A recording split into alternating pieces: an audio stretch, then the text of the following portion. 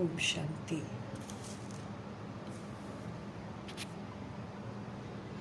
हम सभी आत्माएं ऑलमाइटी अथॉरिटी के बच्चे हैं। ये हम आत्माओं की सर्वश्रेष्ठ पोजीशन है जिसमें हमको सदा रहकर विश्व कल्याणकारी बनना है। बाबा कह रहे हैं हमें सदा स्मृति में रहना है कि हम ऑलमाइटी अथॉरिटी के बच्चे हैं। ये बहुत ऊंची हमारी श्रेष्ठ पोजीशन है। इस सर्वश्रेष्ठ पोजीशन में रहते हुए हमको कल्याणकारी बनना है।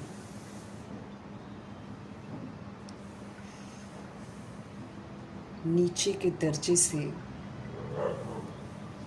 हम आत्माओं को ऊंचा उठाने वाले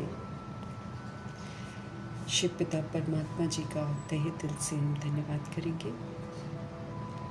हमेशा ही अपने को ऑलमाइटी अथॉरिटी का बच्चा समझकर सर्वश्रेष्ठ पोजीशन में रहकर सारे विश्व का कल्याण करने वाले व्यक्त ब्रह्मा, अव्यक्त ब्रह्मा, गुप्त बड़ी माँ, big brother, great great grandfather का रोल प्ले करने वाली आत्मा ब्रह्मा जी का तहे दिल से हम धन्यवाद करेंगे। धन्यवाद करते हुए दोनों ज़बरदस्त लाइट्स को हासिल नासिर करते हुए मीठे परमपिता परमात्मा जी के महावाक्य हम उन्हीं से समझेंगे। समझ पूरे वायुमंडल में, तत्वों में, यूनिवर्स में फैले, दिल से दुआ करेंगे। पूरी प्रकृति में फैले, दिल से दुआ करेंगे। और मीठे बाबा की जो मीठी शक्ति है, जो समझ है, यूनिवर्स में मौजूद सभी रूहों तक भी पहुँचे, ये भी हम दिल से दुआ करेंगे। उन रूहों तक पहुँचे जो इस समय वृद्ध शरीरों में हैं, उन रूहों तक पहुँचे जो हमारे साथ नकारात्मकता से जुड़े हुए हैं, उन रूहों तक पहुँचे जो हमारे साथ लौकिक में कनेक्टेड है। सभी रूहों का बुद्धि का योग हम आत्माओं से हटे, परमपिता परमात्मा से लगे, दैहिक रिश्तों से हट जाए और परमात्मा जी के साथ लग जाए। मीठे परमपिता परमात्मा जी की समझ उन रूहों तक पहुँचे जो आकारी शरीरों में है, रोज शरीर छोड़ रहे हैं, अचानक छोड़ रहे हैं, और जो उनके साथ संबंधों में हैं, दुखी हैं, परेशान हैं, नहीं जानते हैं कि आत्माओं का पाठ है। ऐसी रूहों तक भी प्रभु जी की समझ पहुँचे। जो गर्भ में प्रवेश करके हैं, जो हॉस्पिटलों में पीड़ित हैं, जो घरों में पीड़ित अवस्था में हैं, जो प्राकृतिक आपदाओं के शिकार हैं, जो दैहिक हिंसाओं के शिकार हैं, सभी रूहों तक प्रभु जी की समझ पहुँचे। जो माया के प्रकोप के कारण अलबेली हो गई हैं, तंत्र मंत्र के कारण अलबेली हो गई हैं, सभी रूहों तक प्रभु जी की समझ पहुँचे। जो वाम मार्ग में चली गई हैं, जो जाने की तैयारी कर रही हैं, सभी रूहों तक प्रभु जी की समझ पहुँचे। कुमार कुमारियों के शरीरों में जो आत्माएं हैं, छोटे शरीरों में जो विराजमान आत्माएं हैं, सभी तक प्रभु जी की समझ पहुँचे। जो अपनी संस्था बनाकर बैठे हैं, खुद भी गुमराह हैं, दूसरों को भी गुमराह हैं, सभी रूहों तक प्रभु जी की समझ पहुँचे। भिन्न भिन्न सत्ताओं में, भिन्न भिन्न वर्गों में, भिन्न भिन्न मठपंथों में बटी हुई जितनी भी आत्माएं हैं, सब तक प्रभु जी की समझ पहुँचे। सब हिंदू, मुस्लिम, सिख, ईसाई और तरह तरह के मठ पंथों में भाषाओं के आधार पर जो विभाजित है सारी आत्माएं, सभी तक बाबा की समझ पहुँचे। दिल से दुआ करेंगे। वैश्याओं के प्रति, गणिकाओं के प्रति प्रभु जी के महावाक्य समर्पित करेंगे। सभी का बुद्धि का योग सत्य परमपिता परमात्मा जी के साथ लगे। यादव, कौरव, यवन बन गई जितनी भी आत्माएं हैं, सब तक प्रभु जी की समझ पहुँचे। भूत प्रेत आत्मा बन गई जो रूहें हैं, उन तक प्रभु जी की समझ पहुँचे। तंत्र मंत्र रिद्धि सिद्धियाँ जो कर रही हैं, उन तक प्रभु जी की समझ पहुँचे। जो जेल में, तरह तरह की जेलों में बंद हैं, उन रूहों तक प्रभु जी की समझ पहुँचे। हर आत्मा परमात्मा से जुड़े, हर आत्मा अपने स्वधर्म में लौटे, दिल से दुआ करेंगे। भिन्न भिन्न नशों में जो धुत है, यूथ जो नशे में उलझ गया है, सभी रूहों को प्रभु जी की समझ पहुँचे। हर आत्मा उस नशे से बाहर आए और सबको ईश्वरीय नशा चढ़ जाए। मीठे परमात्मा जी की मीठी समझ उन आत्माओं तक पहुँचे जो हिंसात्मक बन गए हैं, जानवरों से बदतर हो गए हैं, ह्यूमन फ्लैश, एनिमल फ्लैश खा रहे हैं। सभी आत्माओं तक प्रभु जी की समझ पहुँचे। विकारों के वशीभूत जो आत्माएं हैं, फिल्म इंडस्ट्री की जो आत्माएं हैं, जो मॉडलिंग की दुनिया की आत्माएं हैं, सीरियल्स जो बनाते हैं, गंदे गीत जो बनाते हैं, सभी तक बाबा की समझ पहुँचे। सबको वैराग आए गंदगी से, देह अभिमान से। हर आत्मा अपने स्वधर्म में लौटे। दिल से हम सब दुआ करेंगे। साहूकारों के प्रति प्रभु जी के महावाक्य समर्पित करेंगे, जो अपने ही पैसे में खोए हुए हैं और पैसे में खोकर फिर कितने अत्याचार भ्रष्टाचार भी करते हैं। सभी रूहों में जागृति आए, सबको वैराग आ जाए। विनाशी चीज़ों से सबको वैराग आ जाए। दिल से दुआ करेंगे।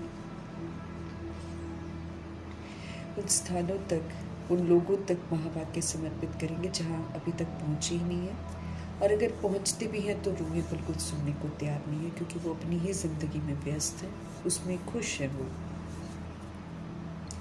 खाए पिए सो जाएं, इसमें खुश है। ऐसी रूहों तक भी प्रभु जी की समझ पहुँचे।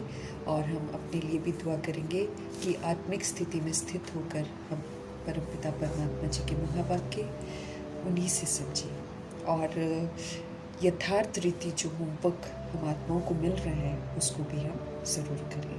इन्हीं दुआओं के साथ देखते हैं आज हमारे परमपिता परमात्मा हम आत्माओं को किस विधि से शिक्षित करते हैं। मीठे मीठे बाबा बोले, मीठे बच्चे, बाप आए हैं सारी दुनिया से विकारों की जो तपत है, जो आग लगी हुई है, उसको बुझाने के लिए और सभी को शीतल बनाने के लिए। ज्ञान की जो बरसात है, समझ की जो बरसात है कि हम कौन हैं, हम कहाँ के रहने वाले हैं, हम क्या थे और हम क्या बन गए, समझ देते हैं। तो ज्ञान बरसात करते, तपत है ना, आग लगी हुई है, तो उस आग पर ज्ञान की बारिश करते हैं। और जो कि अगर ज्ञान ले ले तो वो रूह क्या हो जाती है, शीतल बन जाती है। मीठे बाबा आज फिर से बता रहे हैं कि वो आए हुए हैं और क्यों आए हुए हैं। समझ दे रहे हैं कि बाप आए हैं सारी दुनिया से विकारों की तपत, विकारों की गर्मी, विकारों की आग बुझाने के लिए और सभी रूहों को शीतल बनाने के लिए। क्योंकि जब जब आत्मा विकारों में जाती है, चाहे वो काम विकार हो, चाहे वो क्रोध हो, चाहे वो लोभ हो, चाहे वो, इस सारी की सारी आग है जो उसको जलाती है, जलती है रूह इसमें, क्योंकि स्वधर्म के खिलाफ जाती है ना। तो ये सारी विकारों की जो तपत है उसको बुझाने के लिए शिव बाबा आए हुए हैं। और ये तपत जब बुझ जाएगी तो रूहें एकदम अपनी ओरिजिनलिटी में लौट आएंगी, शीतल हो जाएंगी, तपत सारी बुझ जाएगी। और बाबा किससे शीतल करते हैं, ज्ञान की बरसात से, हमको ज्ञान द्वारा समझ देते हैं। तो प्रभु का जो ये ज्ञान है ये हमको क्या करता है, शीतल बना देता है। अभी ज्ञान हम ले रहे हैं, हम वापसी रिटर्न जर्नी में जा रहे हैं, है ना। तो जितनी भी तपत मेरे अंदर है वो सारी धीरे धीरे धीरे धीरे बुझती जाएगी, जैसे जैसे हम श्रीमत पर चलते जाएंगे।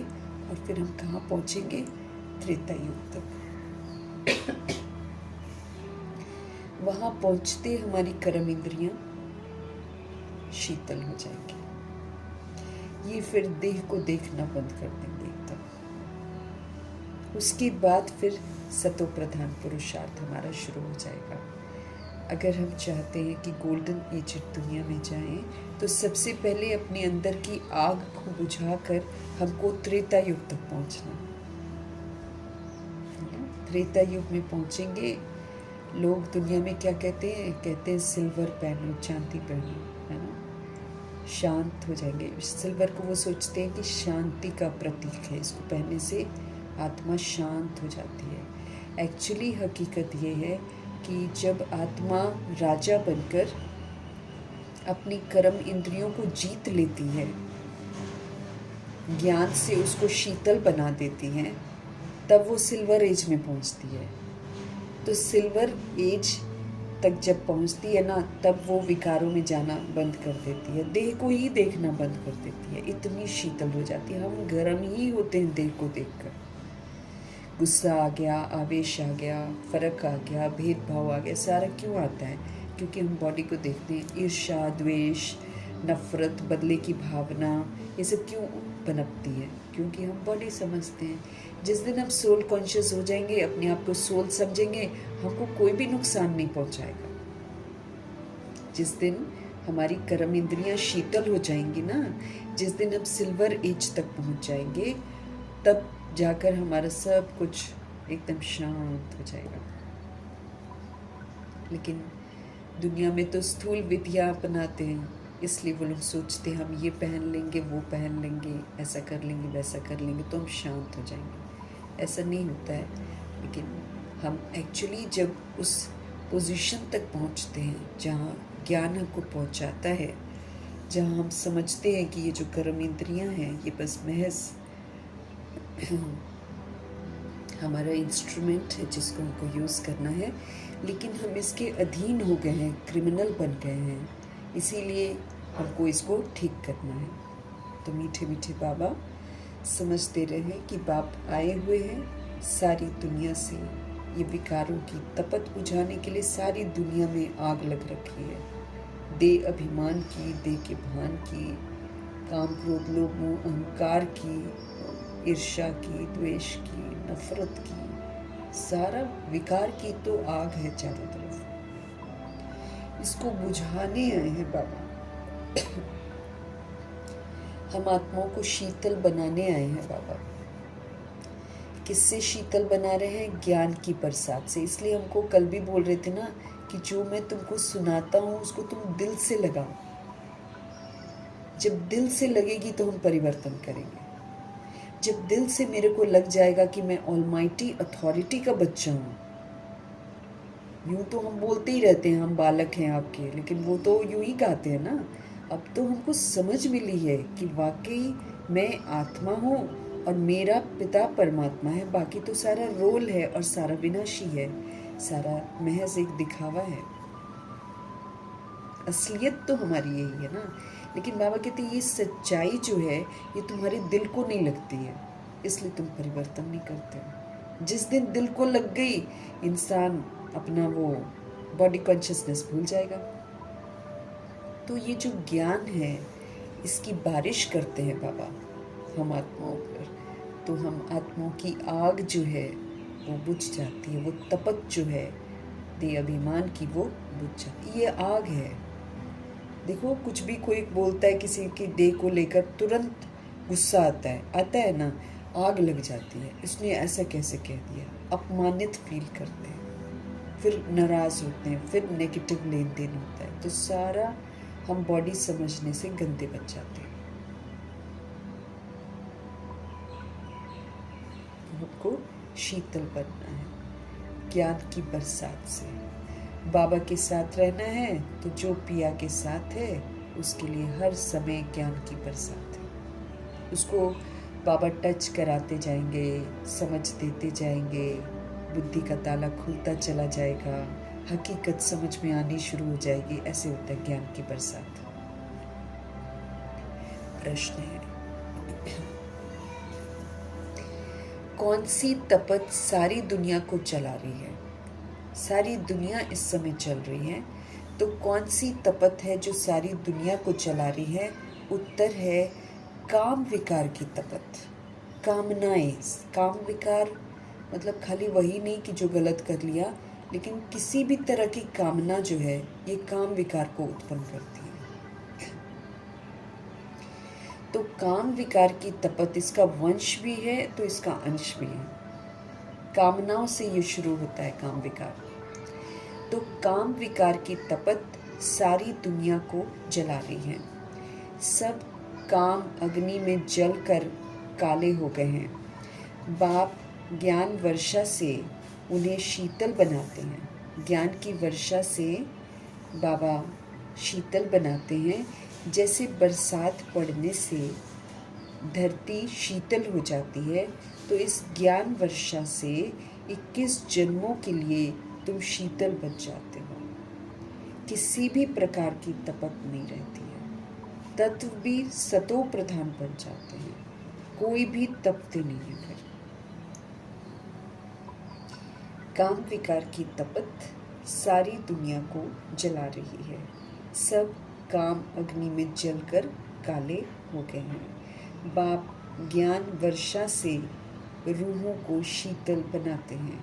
जैसे बरसात पड़ती है तो धरती शीतल हो जाती, तपती है ना धूप में, लेकिन जब बारिश होती है तो धरती शीतल हो जाती है।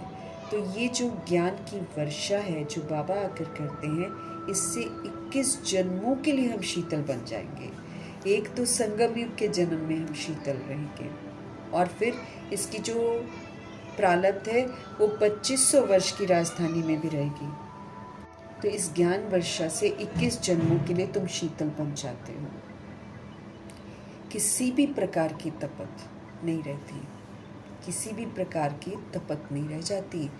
तत्व भी सारे सतो प्रधान बन जाते हैं, कोई भी तपते नहीं है। फिर इस वक्त तो तत्व भी तपे हुए हैं, इसलिए ये नुकसान पहुंचाते हैं, क्योंकि चारों तरफ सृष्टि के नियमों के खिलाफ काम विकार की आग बढ़ती ही चली जा रही है। इतनी बढ़ती चली जा रही है कि आत्माएं रिश्ते भी नहीं देखती हैं कि कौन से हैं, आत्माएं आयु भी नहीं देखते हैं कि कौन से हैं। छोटा बड़ा, टीनेजर, मध्य, ओल्ड, अब तो ओल्ड तक भी जाते हैं। वो ओल्ड ना इतना काम विकार अंधा बनाता है इंसान को कि रूहें जो है इस वक्त कलयुग के अंत में बहुत ही छीछी बन जाती हैं। वो फिर डेड बॉडी को भी नहीं छोड़ती है ना। तभी तो कहाँ मुस्लिम कंट्री में ना कब्र पर भी ताले लग रहे हैं, क्योंकि कब्र से भी निकाल कर इंसान गलत काम कर रहे हैं। तो गिर गई है ना, आग लग गई है इस काम विकार की। फिर नहीं देखते हैं कि छोटा सा बच्चा है, 2 महीने का है, 6 महीने का, ये भी नहीं देखती हैं रूहें। इस समय बहुत मैली कुचैली हो गई हैं। हर आयु का जो मना सोल है ना, कोई भी आयु की सोल आजकल इस जो है ना गंदगी में घुसती चली जा रही है, क्योंकि ओपन हो गया है ना मीडिया, सारा सब देखते हैं बच्चे गलत चीज़ें। एक दूसरे अगर आप अपने घर में सिखाते हो तो बाहर जाकर दोस्तों से भी सीख लेते हैं, तो सब एक दूसरे को बिगाड़ने के निमित्त बने हुए हैं। तो ये जो काम विकार की आग है, तपत है, बाबा कहते हैं सारी दुनिया को जला रही है। इस समय छोटे बड़ों को सबको जला रही है। सब काम अग्नि में जलकर काले हो गए हैं। बाप ज्ञान वर्षा से उनको शीतल बनाते हैं। तो जैसे बरसात पड़ने से धरती शीतल हो जाती है, तो इस ज्ञान वर्षा से भी जो इस ज्ञान वर्षा की बारिश में स्नान करते हैं, उनको फिर 21 जन्मों के लिए वो रूहें शीतल बन जाती हैं। एक जन्म संगम युग का, इसमें हम शीतलता धारण करते हैं ज्ञान की बरसात के साथ। फिर इस पर स्टैंप लग जाती है। फिर 2500 वर्ष की राजधानी में आत्माओं के अंदर काम विकार नहीं आता है। बॉडी ही नहीं देखते हैं वो लोग। हम बॉडी देखते हैं तो विकारों की उत्पत्ति होती है, देह का अभिमान आता है, और माया इसी में फंसाकर भगवान से छुड़वाती है। किसी भी प्रकार की तपत नहीं रहती। तत्व भी सतो प्रधान बन जाते हैं, कोई भी फिर तपते नहीं है। ओम शांति। रूहानी बच्चे किसकी याद में बैठे हैं? जरूर अपने रूहानी बाप की याद में बैठे हैं। रूह अपने परमपिता परमात्मा की याद में बैठी है कि हमको रूहानी बाप आकर रिफ्रेश कर शीतल बनाए। रूहानी बच्चे बाबा की क्लास में बैठते हैं ना, तो रूहानी बच्चे किसकी याद में बैठे हैं? ज़रूर अपने रूहानी बाप की याद में बैठे हैं। रूह अपने परमपिता परमात्मा की याद में बैठे हैं। किस याद में? कि हमको रूहानी बाप आकर रिफ्रेश करेंगे, हम आत्माओं को शीतल बनाएंगे। क्योंकि काम चिता पर बैठकर भारत जल मरा है। गाते भी है तपत बुझाए। तपत काहे की बाबा कहते हैं? काम चिता की बहुत तपत है तो मनुष्य मर पड़ते हैं। जब ये काम विकार बहुत ज़्यादा होता है ना, तो इसमें लोग मर भी पड़ते हैं। बहुत तपत वैसे भी अगर गर्मी पड़े तब भी लोग मर पड़ते हैं। इस काम चिता की तपत में तो भारत एकदम जल रहा है। भारत में बहुत ज़्यादा हो गया ना। बाबा कहते हैं इस काम चिता की तपत में भारत तो एकदम जल मरा है, इसलिए बाप को याद करते हैं कि आकर हमको शीतल बनाओ। बरसात पड़ने से बाबा कहते शीतलता आ जाती है, धरती शीतल हो जाती है। ये तो बरसात है किसकी? पानी की नहीं, ये तो बरसात है ज्ञान की, ये तो बरसात है समझ की। जब समझ मिलती है तो सोल रियलाइज करती है कि वो क्या कर रही है। इतना सब कुछ दे देते हैं जो सतयुग में कोई भी चीज़ की उत्कंठा ही नहीं रहती है। इस समय जो भी ज्ञान की बरसात में स्नान करते हैं उनको बाबा इतना कुछ दे देते हैं कि सतयुग में किसी चीज़ की चाहना ही नहीं रहती है, किसी भी चीज़ की उत्कंठा नहीं रहती है। आधा कल्प उत्कंठा में रहते आए हो, बाबा आकर शीतल हमको बनाओ। भक्ति में कहते होंगे ना, समझ तो नहीं होती है लेकिन रूह ये तो समझती है कि वो दुखी है, परेशान है, इसलिए वो भक्ति मार्ग में ज़रूर पुकारती है भगवान को। तो बाबा वही बोल रहे हैं, आधा कल्प उत्कंठा में रहते हो कि बाबा आकर शीतल बनाओ। पतित पावन बाप आकर हमको शीतल बनाए। इस ज्ञान वर्षा से भारत अथवा सारी दुनिया शीतल हो जाती है। सारी दुनिया को प्रभु आकर शीतल कर देते हैं। तुम स्वर्ग के मालिक बन जाते हो। मनुष्य मरते हैं तो कह देते हैं कि स्वर्गवासी हुआ, सारा गलत काम करते हैं और फिर सोचते हैं कि स्वर्गवासी हुआ। वो तो सिर्फ मुख मीठा करते हैं बोलकर। स्वर्ग बोलने से मुख मीठा होता है ना, तो बाबा कहते हैं वो तो सिर्फ मुख मीठा करते हैं। तुम जानते हो स्वर्ग की अब स्थापना हो रही है। तुम जानते हो स्वर्ग की अब स्थापना हो रही है। बाबा आए हुए हैं, ये ज्ञान वर्षा कर रहे हैं। शीतलता का असर 21 जन्म रहता है। अब भगवान कोई एक दिन के लिए या 10 दिन के लिए शीतल थोड़ी बनाते हैं। पवित्रता के सागर हैं, शीतलता के वो सागर हैं, इसलिए जब आते हैं तो 21 जन्म ये शीतलता बरकरार रहती है। अगर किसी ने धारण कर ली हो, अगर कोई शीतल बन गया हो तो 21 जन्म तक वो शीतलता बरकरार रहती है। वहाँ न बरसात न किसी भी चीज़ की इच्छा रहती है। सदैव सतयुग में बहार ही बहार रहती है। कलयुग में तो बहार का हम सोच नहीं सकते ना।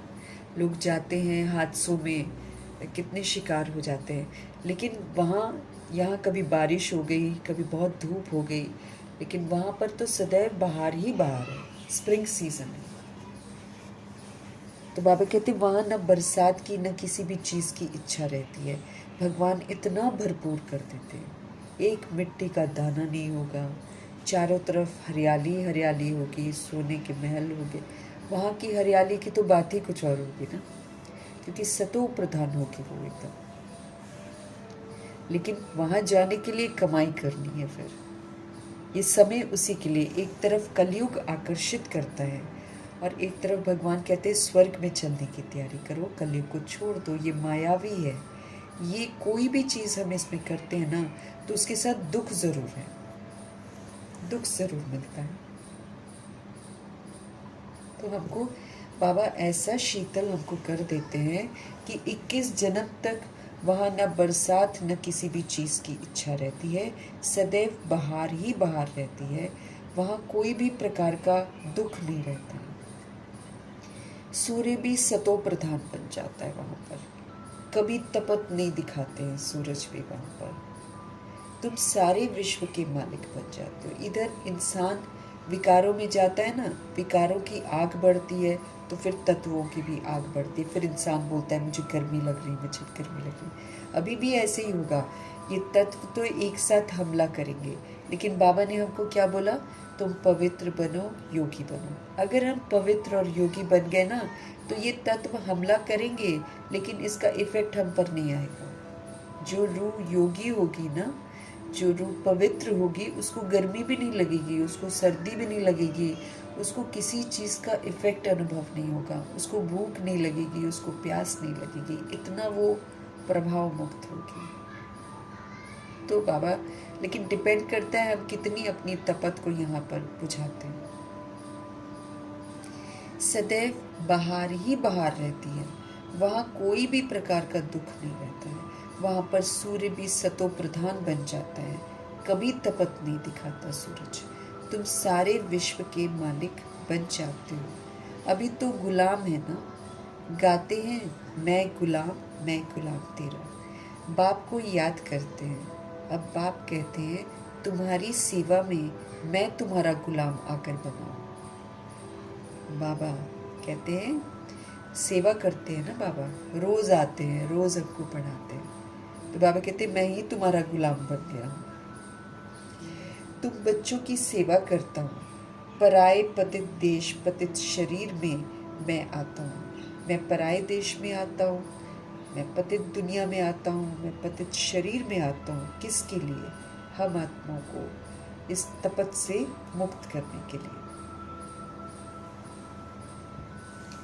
इस पतित दुनिया में एक भी पावन हो नहीं सकता। बाबा कहते हैं कि अगर तुम सोचोगे कि यहाँ कोई पावन है, तो यहाँ एक भी पावन नहीं हो सकता। यहाँ पर कोई भी पावन नहीं हो सकता। सतयुग को पावन और कलयुग को पतित कहा जाता है, क्योंकि सब विकारी हैं। सतयुग को पावन कहते हैं और कलयुग को पतित कहते हैं, क्योंकि सब के सब विकारी हैं। भारतवासी ही इस नॉलेज को समझेंगे। भारतवासी फिर से कौन? जो भारत को स्वर्ग बनाने में मददगार बनते हैं, वो भारतवासी कहलाते हैं। तो भारतवासी ही इस नॉलेज को यथार्थ रीति समझेंगे। जिन्होंने 84 जन्म लिए हैं ना, वही ये नॉलेज सुनेंगे भी। वह जो सतयुग त्रेता में आने वाले हैं, वही आकर ब्राह्मण बनेंगे। जिन्होंने 84 जन्म लिए हैं, अर्थात जिन्होंने सतयुग त्रेता युग में पाठ बजाया था कल पहले, और जो उसमें आने वाली रूहें हैं, वही आकर ब्राह्मण बनेंगे। अब ब्राह्मण भी बनना है तो इसकी भी बहुत गहरी वो है। एक बाप दूसरा न कोई, ये लोग होते हैं ना, संपूर्ण अहिंसक होते हैं। ये जब यहाँ पर पाठ बजाते हैं तो ये स्वराज्य अधिकारी बनकर पाठ बजाते हैं, उसको ब्राह्मण कहा जाता है। बाबा कहते हैं जो 84 जन्म जिन्होंने लिए ना, उनको ये नॉलेज अच्छी लगेगी। सबको नहीं अच्छी लगेगी, नंबरवार हैं सब। किसी को कितनी अच्छी लगेगी, किसी को कितनी, लेकिन जिसने 84 जन्म ले रखे होंगे ना, जो सतयुग त्रेता युग में आया होगा, उसको बहुत पसंद आएगी और वो फटाफट पुरुषार्थ करना शुरू कर देंगे। वही ये नॉलेज सुनेंगे। वह जो सतयुग त्रेता युग में आने वाले हैं, वही आकर ब्राह्मण बनेंगे, नंबरवार पुरुषार्थ अनुसार। बाप ने समझाया है, अभी तुम ब्राह्मण वर्ण में हो, फिर वही देवता वर्ण में आएंगे। बाबा कहते बाप ने समझाया है, अभी तुम ब्राह्मण वर्ण में हो, फिर वही देवता वर्ण में भी आएंगे। ब्राह्मण वर्ण अर्थात ब्राह्मण धर्म स्थापन करने बाप आते हैं। ये सच्चाई का मार्ग दिखाते हैं, पवित्रता का मार्ग। तो ब्राह्मण मीन्स पवित्र आत्मा। तो फिर बाबा कहते हैं ब्राह्मण वर्ण अर्थात ब्राह्मण धर्म स्थापन करने के लिए बाबा आते हैं। ब्रह्मा ब्राह्मण धर्म स्थापन करते हैं। ऐसे नहीं कहेंगे कि परमपिता परमात्मा आकर शूद्रों को ब्राह्मण बनाते हैं। बाबा क्या बोल रहे हैं? ब्रह्मा ब्राह्मण धर्म स्थापन करते हैं, ब्रह्मा के थ्रू ही सब कुछ करते हैं ना। तो बाबा कहते हैं ब्राह्मण वर्ण अर्थात ब्राह्मण धर्म स्थापन करने के लिए बाबा आते हैं। ब्राह्मण धर्म स्थापन करने के लिए आते हैं। ब्रह्मा ब्राह्मण धर्म स्थापन करते हैं, क्योंकि उनके थ्रू ही शिव बाबा सब कुछ कराते हैं। ऐसे नहीं कहेंगे कि परमपिता परमात्मा आकर शूद्रों को ब्राह्मण बनाते हैं। ये तुम्हारी बाजोली चलती है। बाबा ब्राह्मण धर्म की स्थापना करते हैं। बाबा कहते हैं बाबा कहते ऐसे मत बोलना, ऐसे नहीं कहना कि परमपिता परमात्मा आकर शूद्रों को ब्राह्मण बनाते हैं। बाबा ब्राह्मण धर्म स्थापन करते हैं, उसमें जो आ जाए वो अपना करेगा कल्याण।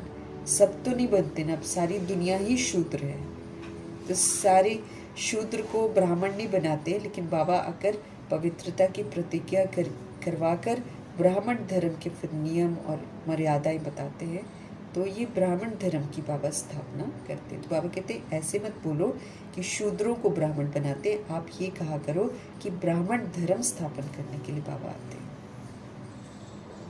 ये तुम्हारी बाजूली चलती है ना, वो कलाबाजी दिखाते हैं ना, वो ऐसे जैसे सिर और पैर जो है एकदम मिला देते हैं, फिर कलाबाजियाँ खाते रहते हैं, तो वो बाजूली होती है। तो हम भी चक्र लगाते हैं, देवता वरण, फिर क्षत्रिय वरण, फिर वैश्य वरण, फिर शूद्र वरण, ऐसे करते ना।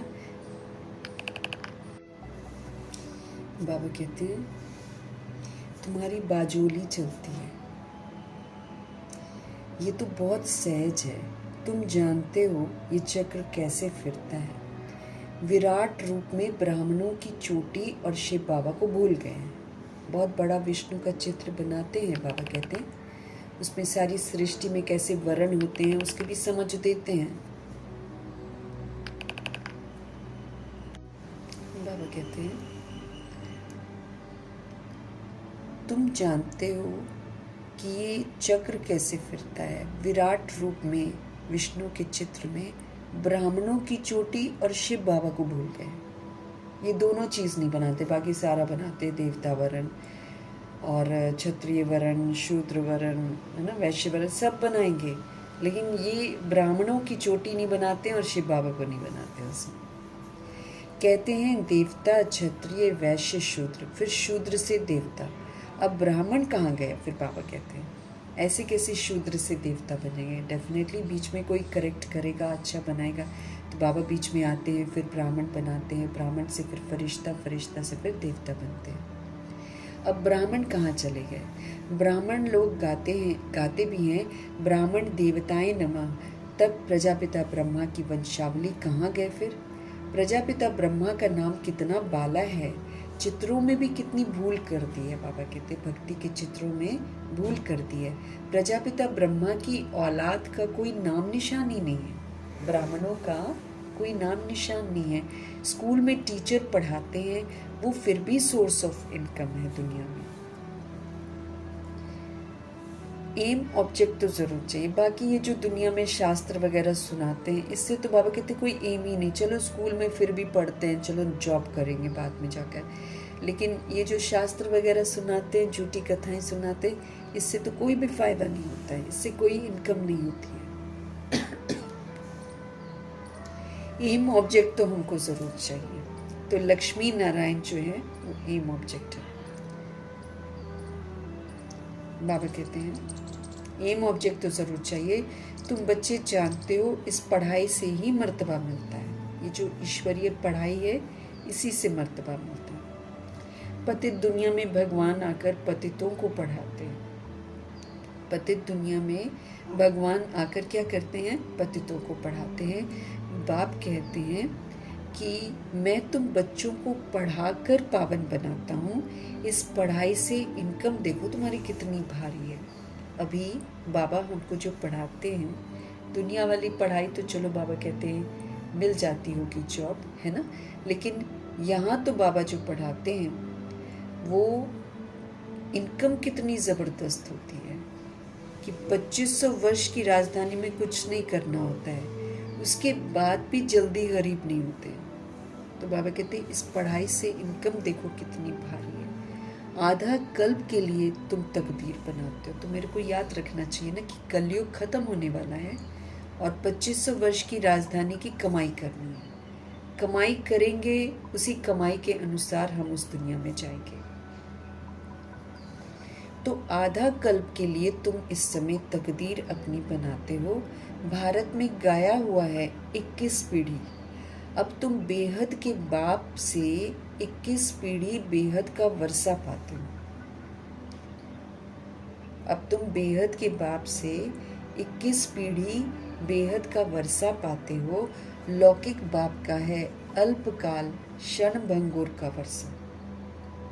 शरीर का जो बाप है, लौकिक बाप का है अल्पकाल का, थोड़े समय का, क्षण भंगुर का वर्षा। इस बाप से तुम ऐसा वर्षा पाते हो जो पीढ़ी बाय पीढ़ी तुमको दुखी नहीं रहेगा कभी भी। भारत में ही बेहद का सुख था। ये ज्ञान और किसी की बुद्धि में नहीं है। ये ज्ञान देने वाला बाप जाने, और फिर जिनको वो देते हैं वो रूहें जाने। और बाकी दुनिया में किसी को थोड़ी पता है कि भगवान पढ़ाते हैं, भगवान इस तरह से वर्षा देते हैं, किसी को मालूम ही नहीं है। ग्रंथ में भी उनकी महिमा गाई हुई है। इक्योमकार, निराकार, निरअहंकार। ये महिमा शिव पिता परमात्मा की गाई हुई है। इसका अर्थ भी अभी तुम समझते हो। ब्रह्मा जी भी पाठ करते थे जप साहेब का, सुखमनी साहब का, लेकिन अर्थ थोड़ी समझते थे। ऐसे ही हम सब भी पढ़ते थे लेकिन अर्थ नहीं समझते थे। अब भगवान हमको खुद ये अर्थ समझाते हैं कि इक्योमकार, एक परमपिता परमात्मा को कहते हैं, निराकार को कहते हैं, निरअहंकारी हैं वो। इनका अर्थ भी तुम समझते हो। वो तो सिर्फ गाते हैं निरअहंकारी, है ना। अब एक एक ग्रुप भी बना लिया उन्होंने, निरंकारी, वो निरंकारी बोलते हैं। इसका अर्थ भी अभी तुम समझते हो। वो तो सिर्फ गाते हैं निरअहंकारी। इतनी बड़ी अथॉरिटी होते हुए भी उनको कोई अहंकार नहीं है हमारे शिव बाबा को। उल्टा आके कह रहे हैं, मैं तुम्हारा गुलाम हूँ, मैं तुम्हारा सेवक हूँ, मैं तुम्हारा सर्वेंट हूँ, ऐसे बोलते हैं। तो इतनी ऊंची हस्ती है हमारे शिव पिता परमात्मा, लेकिन उनमें अहंकार बिल्कुल नहीं है। हम लोग बस बॉडी का अहंकार कर बैठते हैं। तो वो इतना कुछ भी नहीं है, खोखले हैं इस दुनिया में सब। लेकिन देह का अहंकार इतना है कि किसी के देह को देखकर अगर कोई कुछ बोल दे तो उसको अपमान अनुभव होता है। और हमारे शिव बाबा सागर हैं सब चीज़ों के। थोड़ा सा किसी के पास धन हो जाता है, थोड़ा किसी के पास मर्तबा मिल जाता है तो कितना अहंकार इंसान को हो जाता है। लेकिन हमारे शिव बाबा निरअहंकारी है। इसका अर्थ भी तुम अभी समझते हो। वो तो सिर्फ गाते हैं निरअहंकारी।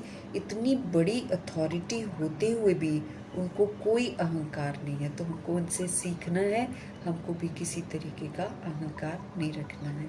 यहाँ तो थोड़ी भी पोजीशन वाले होते हैं, कितना उनको नशा चढ़ जाता है। वो है अल्पकाल वाले मर्तबे का नशा कि मैं फलाना हूँ, मैं फलाना हूँ। अब तुमको इस रूहानी पढ़ाई का नशा है कि ऑलमाइटी अथॉरिटी के हम बच्चे हैं। इसी बात को बाबा कहते स्वीकार नहीं कर रही हैं रूह, नहीं तो नशा चढ़ जाना चाहिए। ये सर्वश्रेष्ठ पोजीशन है जो हमको मिलती है कि हम किसके बच्चे हैं। हम देहधारी के बच्चे ही नहीं हैं, हम तो रूहें हैं, ऑलमाइटी अथॉरिटी के बच्चे हैं। ये सर्वश्रेष्ठ पोजीशन पर रहकर बाबा कहते हैं तुम विश्व कल्याणकारी बनो। कि हम हैं कौन? देहधारी के बच्चे होते हैं तो हम खाली हद में रहते हैं, अपने ही घर के बच्चों के लिए सोचते हैं। आजकल तो ऐसा ही हो गया है ना। अब हम इतने लिमिटेड होते जा रहे हैं कि हम सिर्फ अपने घर की रूहों के बारे ही सोचना चाहते हैं, रिश्तों का भी नहीं सोचना चाहते हैं। अब तो ऐसा हो गया है दुनिया में। उसमें भी देखो धीरे धीरे जैसे जैसे बच्चे बड़े हो जाते हैं और अगर माँ बाप वृद्ध हो जाते हैं तो रूहें उनको बोझ समझना शुरू कर देती हैं, उनसे भी मुक्त होकर और फ्री होना चाहती हैं। ऐसे भी हो जाता है। तो बाबा कहते हैं यहाँ देखो, और बाबा हमको क्या बना रहे? बेहद का बना रहे हैं। ऑलमाइटी अथॉरिटी के सभी बच्चे हैं, वो विश्व कल्याणकारी है। हमको भी बोलते हैं तुम भी कल्याणकारी बनो, तुम भी इस सर्वश्रेष्ठ पोजीशन में रहो।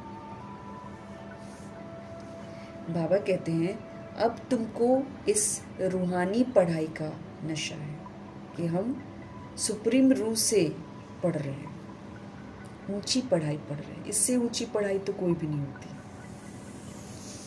तुम्हारी आत्मा अभी जानती है कि आत्म अभिमानी बनना है, तभी हम बाप को याद कर सकेंगे। कितना इम्पोर्टेंट है। जब तक हम सारा दिन अपने आप को आत्मा परमात्मा का बच्चा नहीं समझते हैं, जब तक हम सारा दिन सतोगुणी पाठ नहीं बजाते हैं, तब तक हम बाबा को याद ही नहीं कर सकते। और जब तक हम बाबा को याद करेंगे नहीं, मेरे विक्रम विनाश होंगे नहीं। जब तक हम बाबा को याद करेंगे नहीं, हमसे और विक्रम होते रहेंगे। जब तक हम शिव बाबा को याद नहीं करेंगे, तब तक हम सर्वगुणों से संपन्न, 16 कला संपूर्ण, ये जो ऊंची ऊंची क्वालिफिकेशंस हैं, ये तो हम कभी भी नहीं कर पाएंगे, धारणा कर ही नहीं पाएंगे। तो विधि देखो याद करने की कैसी है।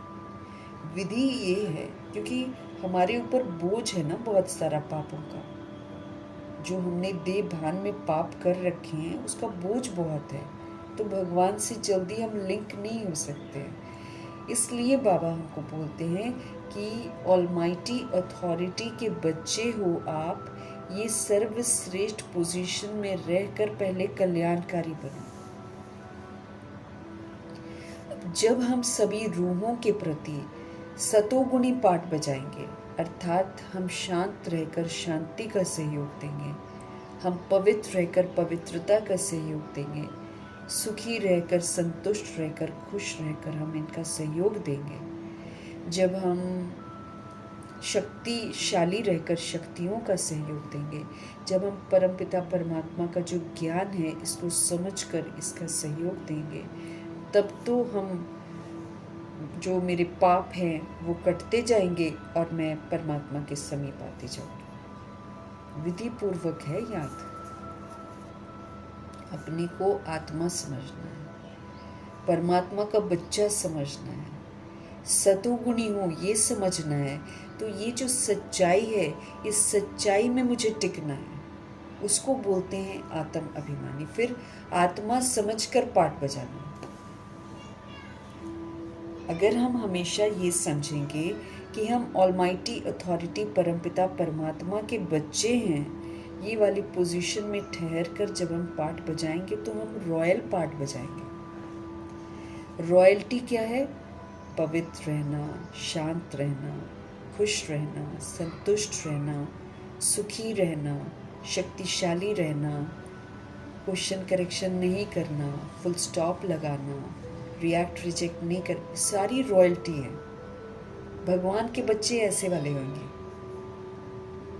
तो जब हम ऐसे होते हैं तो फिर हम दूसरी सोल्स को सहयोग देते हैं, और जब हम सहयोग देते हैं तो मेरे जो उल्टे कर्मा के बंधन बंधे हुए ना, वो धीरे धीरे कटते जाते हैं और हमारा योग परमात्मा के साथ लगता जाता है। पाप आत्मा तो हम सभी हैं, इससे तो हम इनकार कर ही नहीं सकते। तुम्हारी आत्मा अब जानती है कि हमको आत्म अभिमानी बनना है, अपने को आत्मा समझकर पाठ बजाना है, तभी बाप को हम याद कर सकेंगे। नहीं तो याद भी नहीं कर सकेंगे। हमको तो फिक्र होनी चाहिए, क्योंकि 63 जन्मों के हिसाब किताब जो है वो सेटल ही नहीं होंगे, पाप खत्म ही नहीं होंगे। बाप के साथ योग टूट जाता है तो माया का गोला हमको लगता है। इसीलिए हमारा तो बाबा के साथ कनेक्टेड रहना भी बहुत ज़रूरी है, क्योंकि हमको चार्ज भी तो होना है। बैटरी बिल्कुल हमारी डिस्चार्ज है, तभी तो हम अपने आप को बॉडी समझते हैं। ये आत्मा की कमज़ोरी है कि वो अपने आप को शरीर समझती है, फिर काम क्रोध लोभ मोह अहंकार की शिकार होती है। ये कमज़ोरियाँ हैं जो हमने धारण करी हैं, इसलिए हम डिस्चार्ज हो गए हैं। अब हमको फुल चार्ज होना है, और पावर हाउस शिव बाबा सिर्फ एक बार आते हैं, बार बार तो आएंगे नहीं। तो अभी ही चार्जिंग का समय है, तो चार्ज भी हमको अभी होना है। बाप के साथ योग टूटने से फिर माया हमको अटैक करती है, फिर माया का गोला लग जाता है, मुरझा जाते हैं। माया अगर हम पर वार करती है तो क्या हो जाता है, हम मुरझा जाते हैं। याद करते रहे तो खुशी का पारा भी चढ़ा रहे। अगर हम बाबा को याद करते रहे ना तो हमारा खुशी का पारा भी चढ़ा रहे। कोई बड़ा इम्तिहान पास करते हैं तो खुशी होती है ना, समझते हैं बस इसके ऊपर तो कोई और पढ़ाई ही नहीं है। तुम भी जानते हो हमारी इस पढ़ाई से ऊंच और कोई पढ़ाई है ही नहीं। इन लक्ष्मी नारायण ने पास्ट में ज़रूर ऐसी पढ़ाई की है, तभी तो उन्होंने सब कुछ छोड़ दिया। ये तो मम्मा भी तो स्टूडेंट ही थी ना, वो वाली दुनियावी पढ़ाई छोड़ दी और इधर लग गई।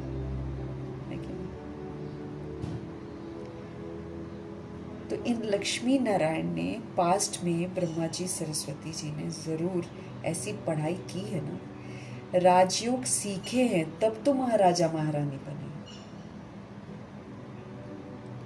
अब इन्होंने राजा बनकर पाठ बजाया, स्वराज्य अधिकारी बनकर पाठ बजाया, सबको आत्मा रूप में देखा, सबको सम्मान दिया, मतलब एकदम ईश्वरीय कायदे पर चले हैं पूरा के पूरा। तब ये लक्ष्मी नारायण का मर्तबा इनको मिला। राजयोग सीखे हैं तब महाराजा महारानी बने। राजयोग तो मशहूर है ना, जैसे बोल देते ना आजकल राजयोगिनी है ना, तो बस राजयोगिनी है मतलब राजा बनकर कर्म इंद्रियों से कार्य कराना, श्रीमत प्रमाण कार्य कराना, बिल्कुल हम्बल हो जाना, निरअहंकारी बन जाना, 7 गुणों का स्वरूप बन जाना, सत्युगी विशेषताओं का पाठ बजाना, ये सारा है राजयोगी।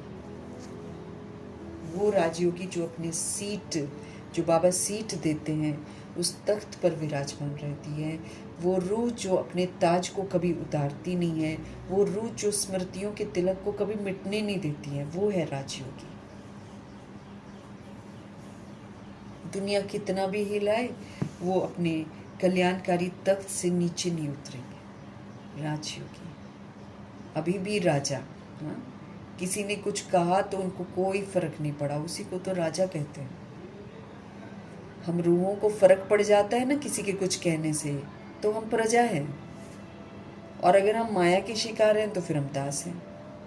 लेकिन अगर कोई कुछ भी कहे, हम अपने तख्त पर विराजमान होकर उसको सतोगुणी सतयुगी सहयोग दें, कभी ना बोले कि वो खराब है, तो हम राजा हैं। इसको बोलते राजा। ब्रह्मा जी प्रभाव मुक्त, लगाव मुक्त, दबाव मुक्त राजा थे, तो पूरा संगम युग वो राजा थे, इसीलिए वो विश्व के महाराजन बनते। ये भी तो बात है। यहाँ पर अपने अहंकार को हमें ख़त्म करना है, देह के अभिमान को हमको ख़त्म करना है, जड़ से ख़त्म करना है।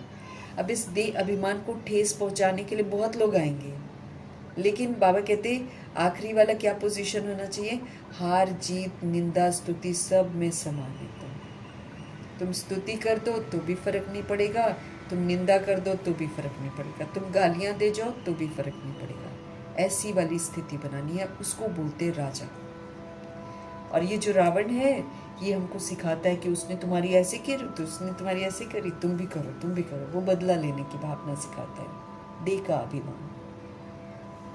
शिव बाबा माफ करना सिखाते हैं, क्योंकि इसी से फिर हमारा हिसाब किताब सेटल होगा। क्योंकि वो हमको ये बताते हैं कि हमारी मुलाकात उन रूहों से हो रही है जिनके साथ हमने हिसाब किताब बनाए हुए हैं। अब उसी में तो बाबा बोलते हैं कि बिंदी लगा दो। कैसे हमको परसों समझा रहे थे, पुराना रजिस्टर क्लोज करो। तो जब तुम मेरे बनते हो तो पुराने रजिस्टर को क्लोज करो। उस पुराने रजिस्टर में हमारा पुराना स्वभाव, संस्कार, पुरानी स्मृतियाँ, पुराने रिश्ते, इसको समाप्त कर दो। बाबा कहते हैं क्लोज करो।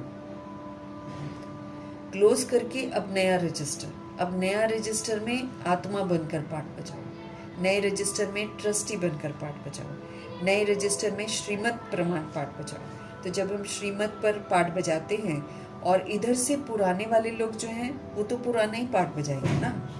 जिसका मेरे साथ हिसाब किताब होएगा, वो मेरी जिंदगी में आएगी रूह, तो वो तो अपने तरीके से, वो तो विस्मृत है, वो तो विस्मृति का ही पाठ बजाएगी। लेकिन उस विस्मृति के पाठ में मुझे क्या करना, मुझे सतोगुणी सतयुगी पाठ बजाना, उसको बाबा बोलते हैं राजयोगी। तब मेरा नया रजिस्टर बनेगा। तब इस नए रजिस्टर में हम रूहें जो है ना नई रिकॉर्डिंग करेंगे, नया अपना भाग्य बनाएंगे। तो बाबा कहते तुमने तो अपना पुराना रजिस्टर ही नहीं क्लोज किया हुआ। अभी भी तुम्हारे दिमाग में रहता है कि वो हमारा ये रिश्ता है, अभी भी मुख से निकल जाता है कि वो हमारे बेटा बेटी हैं, अभी भी निकल जाता है कि वो हमारा हस्बैंड है, वो हमारा वाइफ है। तो हम तो पुराना रजिस्टर क्लोज ही नहीं किया है, तो नया कहाँ से बनेगा हमारा? एक एक चीज़ हमारी चेक की जाएगी। अभी भी बुद्धि में है कि हम हिंदू मुस्लिम सिख ईसाई हैं, अभी भी बुद्धि में है कि हम राजपूत हैं, हम जाट हैं, हम ये हैं, हम वो हैं, अभी भी है। अभी भी ये पंजाबी हैं, गुजराती हैं, ये भान अभी भी है। तो मैंने पुराना रजिस्टर क्लोज ही नहीं किया। ब्रह्मा जी ने सारा क्लोज किया था, तब वो विश्व महाराजन बन रहे हैं।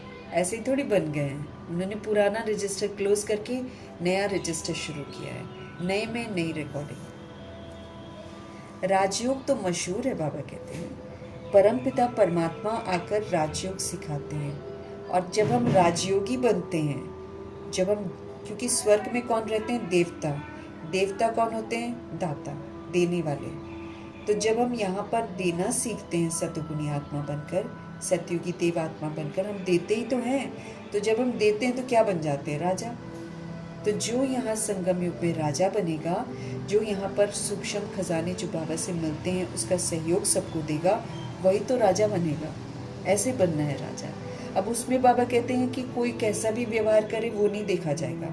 आप कल को बोलो कि उसने व्यवहार ऐसा किया इसलिए हम ऐसा बने, नहीं। आप राजा बनकर उसको 7 गुणों का सहयोग दो, उसको स्वर्ग की जो विशेषताएं हैं उसका सहयोग दो। आप करो, आप राजा बनो। तो जो अपने अहंकार को ख़त्म करके ऐसा राजा बनता है वो फिर राजा ही घराने में जाता है। और ब्रह्मा जी इसका खूबसूरत एग्जाम्पल है। उनकी प्रैक्टिकल लाइफ देख लो, राजयोगी बनकर उन्होंने पाठ बजाया। तुम जानते हो इस जन्म में हम बाबा से ऐसे कर्म सीखते हैं जो भविष्य 21 जन्म के लिए हम राज्य करेंगे। अब बाबा ही सिखा सकते हैं ना ऐसे कर्म हमको, ऊंचे कर्म, कि कोई गाली दे, कोई कुछ भी करे, कोई, आप शांत रहो, आप उसको शांति का सहयोग दो, आप उसको दुआएं दो, आप उसको शुभ भावना शुभकामना दो। बाबा ही सिखा सकते हैं, क्योंकि बुराई को अच्छाई से ठीक करना है, ये तहजीब सिखाते हैं। तो जब हम बुराई को अच्छाई से ठीक करते हैं तो जिसके प्रति हम अच्छाई करते हैं ना वो भी अच्छा बन जाता है। जब हम सतोगुणी पाठ बजाएंगे, आत्माओं को 7 गुणों का सहयोग देंगे तो वो भी सतोगुणी बन जाएगी, क्योंकि हम जो देंगे वो भी देगी। हम उल्टा देंगे, हम कड़वे बोल बोलेंगे, वो भी कड़वे बोल बोलेगी। लेकिन वो कड़वे बोल बोले, हम उसको रूहानी बोल बोले तो 10 दिन कड़वा बोलेगी, 11वें दिन तो वो भी रूहानी बोलना शुरू कर देगी। ऐसे हमको ठीक करना है सब कुछ।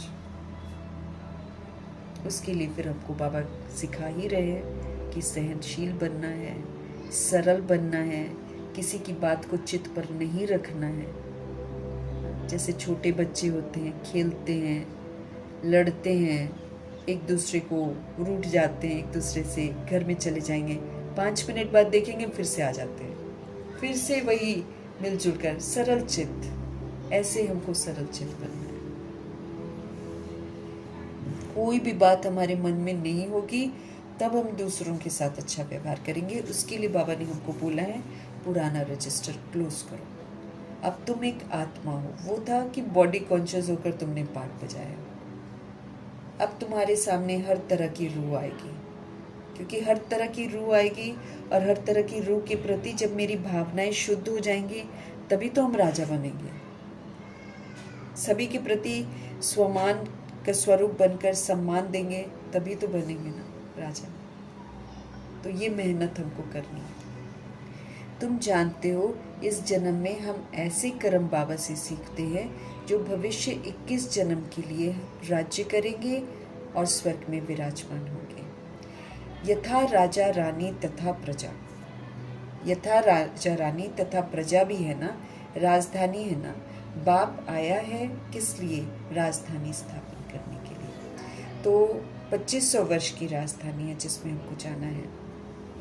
फिर तुम जाकर 21 जन्म के लिए पालना करेंगे, बाबा कहते हैं। फिर तुम वहाँ जाएंगे तो 21 जन्मों के लिए पालना करेंगे, अर्थात भगवान जी से जो मिल रहे हैं उसका सहयोग हम देंगे।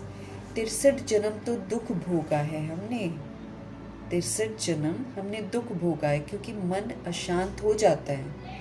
जब कभी हम अपने स्वधर्म के विपरीत गए होंगे, अगर हम किसी की आंखों के प्रति आकर्षित भी हुए होंगे ना, अंदर से मन अशांत हो गया होगा, बेचैन हो गया होगा, फिर चेहरा दिखा होगा और बेचैन हो गया होगा। तो बुराइयां आनी शुरू हो जाती है ना, तो आत्मा अच्छा फील नहीं करती है, गिरावट उसकी शुरू हो जाती है। इसलिए बाबा कह रहे हैं 63 जन्म तो दुख भोगा है तुमने, वो सब खत्म हो जाएंगे। भारत को स्वर्ग कहा जाता है, अभी तो नर्क है इस समय। सृष्टि कितनी बदल गई है, वो राजाई कहाँ चली गई जो कभी थी। रावण राज्य शुरू होने से फिर तुम पतित बन जाते हो। रावण का राज्य देह अभिमान का राज्य है, ये जब शुरू होता है तो फिर हम सभी रूहें पतित बनना शुरू हो जाते हैं। देह के अभिमान के आने से हम गंदे होते हैं, फिर तुम पतित बन जाते हो। बाप कहते हैं तुम अपने 84 के चक्र को नहीं जानते हो।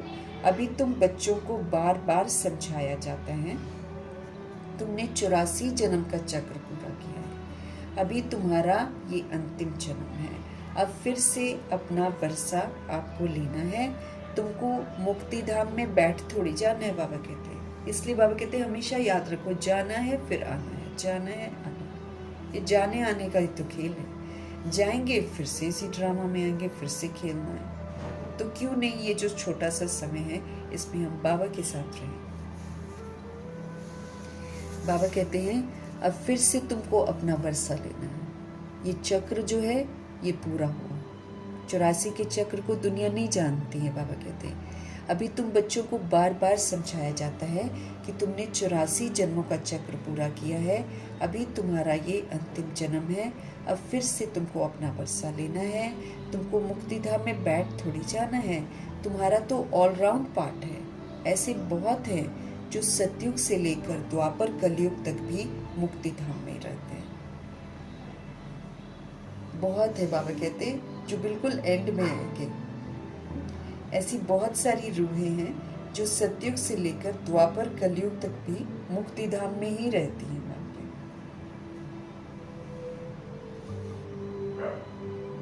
ऐसे नहीं कहेंगे कि यहाँ आने से मुक्ति धाम अच्छा है। ऐसे नहीं कहना है कि हम अरे भाई ये ड्रामा में तो बहुत दुख है, अब दुख किसने बनाए, मैंने बनाया ना। तो बाबा बोलते फिर आकर कहते हैं इससे अच्छा तो मुक्ति धाम है, मुक्ति धाम में बैठ। मुक्ति धाम में क्या करेंगे, बाबा कहते चुपचाप करके बैठे रहेंगे। ऐसे नहीं कहेंगे कि यहाँ आने से तो मुक्ति धाम अच्छा है, वो तो मच्छरों सदृश हो गया, बाबा कहते हैं। वो तो रूह आएगी नीचे, आते ही विनाश हो जाएगा, फिर मच्छर की तरह चली जाएगी। उसने फिर किया क्या, उसने न खुद को जाना, उसने न भगवान को जाना, उसने न श्रेष्ठ कर्मों का ज्ञान को जाना, न कर्मों की गुह्य गति को जाना। वो तो रूह नीचे आई, कहीं गर्भ में प्रवेश किया, विनाश हो गया, मर गई, फिर से वापस उसका बॉडी मर गया, फिर वापस घर चली गई। बाबा कहते वो तो उसकी तो मच्छर सदृश लाइफ हो गई। आया और ये गया। मनुष्यों की महिमा गाई जाती है ना। ये मंदिर किसके हैं, जो शुरू से लेकर पाठ बजाते आए हैं, उन्हों के ही यादगार बनते हैं।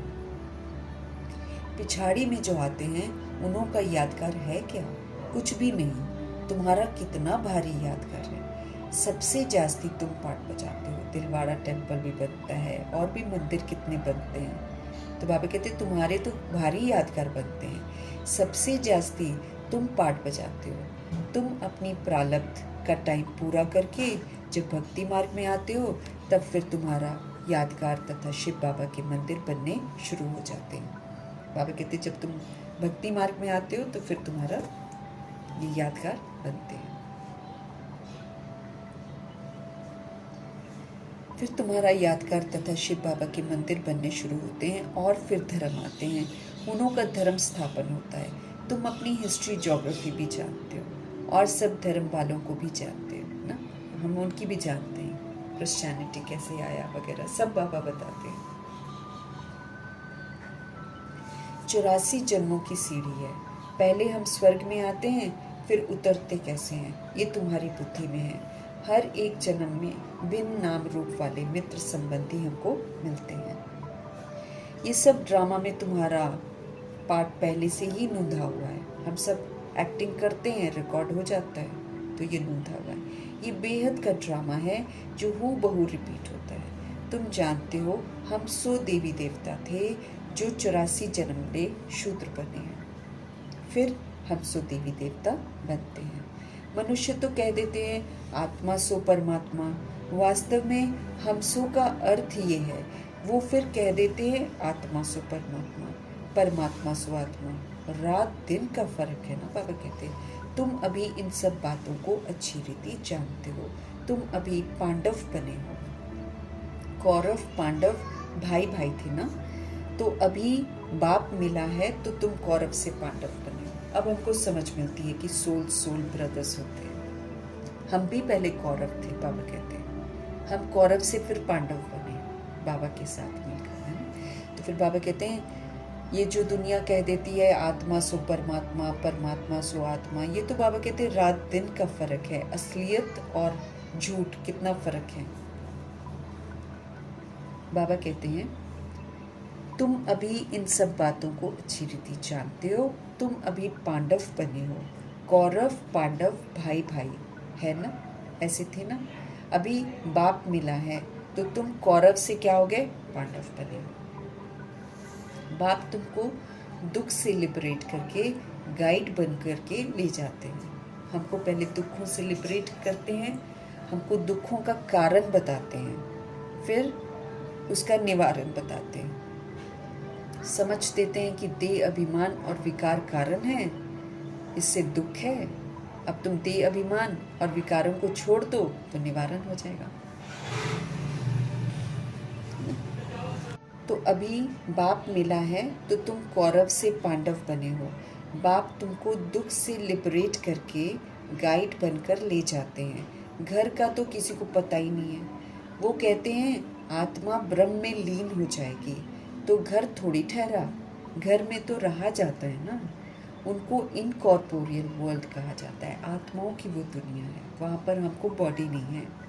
अभी तुम बच्चे जानते हो हम निराकारी आत्मा निराकार वर्ल्ड में बिंदी मिसल निवास करते हैं। अभी हम सभी रूहें जानते हैं कि हम निराकारी आत्मा निराकार वर्ल्ड में बिंदी मिसल निवास करते हैं। हम निराकारी आत्मा निराकार वर्ल्ड में बिंदी मिसल निवास करते हैं। वहाँ भी निराकारी झाड़ है, एक पेड़ की तरह ही तो वहाँ भी है ना, उल्टा वृक्ष। वहाँ भी निराकारी झाड़ है। ये ड्रामा बना हुआ है। बीज और झाड़ को जानना है, हमें भगवान को जानना है, और फिर कैसे ये सृष्टि रूपी कल्प वृक्ष बढ़ता है इसका रहस्य भी जानना है। इसका नाम ही है वैरायटी धर्मों का झाड़। इसमें बहुत सारे धर्म होते हैं और ये मनुष्य सृष्टि है। इनका बीज रूप फिर बाप है। बाप को नॉलेज मालूम है सारी की सारी। कितनी वैरायटी है इस वृक्ष में। बाबा कहते हैं हर एक धर्म वाले के फीचर्स न्यारे, फिर यहाँ भी एक की शक्ल ना मिले दूसरे से। ये भी बाबा कहते हैं ड्रामा बना हुआ है। कल्प वृक्ष की आयु 5000 वर्ष है। ये बाप ही आकर हमको समझाते हैं। मनुष्य एक्टर्स हैं, यहाँ पाठ बजाने के लिए आते हैं। ये मांडवा है, ये एक स्टेज है। रोशनी के लिए फिर सूर्य है, चांद है। ये कोई देवता थोड़ी है। लोग तो सूर्य देवता बोलते हैं ना, चंद्रमा को भी देवता बोलते हैं। बाबा कहते हैं ये तो बत्तियां हैं, ये तो रोशनी है, क्योंकि ये सृष्टि जो है ये एक स्टेज है। तो ये मांडवा है रोशनी के लिए। सूर्य चांद आदि हैं। ये कोई देवता थोड़ी है। अभी पानी देते हैं ना सूर्य को, कहते सूर्य ठीक हो जाएगा। ज्ञान सूर्य की श्रीमत पर चलेंगे तो हमारा भाग्य ठीक होगा, अदरवाइज कहाँ ठीक होगा। तो बाबा कहते हैं ये कोई देवता थोड़ी है, ये तो बत्तियां हैं, परंतु सर्विस करते हैं, इसलिए इनको देवता कह दिया जाता है। ये क्या करते हैं, हमको रोशनी देते हैं, धूप मिलती है ना, तो ये हमें सुकून देते। चंद्रमा कितना सुकून सा पहुंचाता है, ब्रह्मा जी का यादगार है वो। तो ये बाबा कहते हैं ये सेवा करते हैं ना, इसलिए इनको देवता कह दिया जाता है। तो बाबा कहते हैं रोशनी के लिए सूर्य चांद, ये सेवा करते हैं, बाबा कहते हैं इसलिए इनको देवता कह देते हैं। वास्तव में देवताएं कोई सर्विस नहीं करते हैं, सर्विस तो तुम बच्चे करते हो। बाबा कहते हैं देवता कोई सेवा थोड़ी करते हैं, ये तो हम आत्माएं इस समय सेवा करते हैं। वास्तव में देवताएं कोई सर्विस नहीं करते हैं, सर्विस तो तुम बच्चे करते हो। बाप ओबीडियंट सर्वेंट हैं, बच्चे दुखी होते हैं तो बाप को तरस पड़ता है। बाप आए हैं हमको समझाने, तुम बच्चों को फिर से 100 देवी देवता मर्तबा प्राप्त कराने के लिए आता हूँ। क्या कहते हैं? तुम बच्चों को फिर से 100 देवी देवता मर्तबा प्राप्त कराने के लिए आता हूँ। चढ़ती कला उतरती कला हर चीज़ की होती है, चढ़ती कला भी होती है, उतरती कला भी होती है। पुरानी दुनिया को तमो प्रधान, नई दुनिया को सतो प्रधान कहा जाता है। हर एक चीज़ नई सो पुरानी ज़रूर होती है। आत्मा कहती है ये शरीर भी तमो प्रधान पतित है। ये सतयुग में आत्मा और शरीर सतो प्रधान थे। आत्मा को अब ज्ञान मिला है, स्मृति आई है कि हम 84 जन्म लेते हैं। ये जो राज बाबा हमको समझाते हैं, ये बेहद का बाप समझाते हैं ना। दुख में बाप को ही पुकारते रहते हैं। क्या कहते हैं? रहम करो हे दुख हरता सुख करता, हम पर रहम करो। भारत ही सबसे सुखी था ना। भारत जैसा पवित्र खंड तो और कोई हो ही नहीं सकता है। अभी बाप तुम बच्चों की झोली अविनाशी ज्ञान रत्नों से भरते हैं। हम आत्मा की झोली कौन सी होती है? बुद्धि। तो हम आत्माओं की बुद्धि रूपी झोली जो है ना, वो अविनाशी ज्ञान रत्नों से शिव बाबा भरते हैं। कभी ऐसा बाप देखा है क्या? कहते हैं बच्चों, मैं तुम्हारे लिए वैकुंठ लाया हूँ, सौगात लाया हूँ। तुम स्वर्गवासी थे, अब पतित नरकवासी बन पड़े हो। पावन उनको कहा जाता है जो विकार में नहीं जाते हैं। सतयुग में है संपूर्ण निर्विकारी, सतयुग में है संपूर्ण निर्विकारी, इस समय है सब संपूर्ण विकारी। बाप कहते हैं तुम भी संपूर्ण निर्विकारी थे, अब संपूर्ण विकारी बने हो, फिर संपूर्ण निर्विकारी देवता मर्तबा पाना है। हम थे, बाबा कहते हैं जितना हम इस बात को स्वीकार करेंगे उतना हम अपने आप को परिवर्तन कर सकेंगे कि हम सभी रूहें संपूर्ण निर्विकारी थे, अभी संपूर्ण विकारी बन गए थे, अब हमको फिर से संपूर्ण निर्विकारी बनना है। अपने को होमवर्क मिला हुआ है, ओरिजिनल की तरफ लौटना ही लौटना है। अब संपूर्ण विकारी बने हो, फिर संपूर्ण निर्विकारी देवता मर्तबा पाना है। बाप को याद करने से हम ये मर्तबा पा सकेंगे।